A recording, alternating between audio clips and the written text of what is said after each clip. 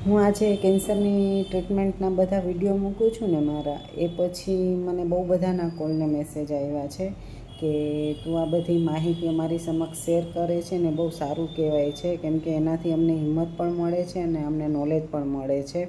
અને ખરેખર આ બધી વસ્તુ બધાએ જાણવી જ જોઈએ અને તું કન્ટિન્યુ રાખ. પણ કોઈ વાર કેવું છે કે મેં મારું પોતાનું વર્ક પણ સ્ટાર્ટ કરી દીધું છે ને, તો વિડીયો બનાવવાનો ટાઈમ નથી રહેતો, તો ઘણીવાર ટાઈમ મિસ થઈ જાય છે અને એક વીક જેવું થઈ જાય છે. પણ તમે મને કોલ કરીને અથવા મેસેજ કરીને કંઈ પણ જાણવું હોય તો પૂછી શકો છો. અને 2 દિવસ પહેલાં તો એવો એક કોલ આવ્યો હતો કે તું ખરેખર હિંમતવાળી કહેવાવ કે આ બધી પરિસ્થિતિમાંથી પાસ થઈને પણ તું તારું વર્ક કન્ટિન્યુ કરે છે અને જરા પણ ફેસ ઉપર એવું દેખાવા જ નથી દેતી કે તું આ પરિસ્થિતિમાંથી પાસ થઈ છો.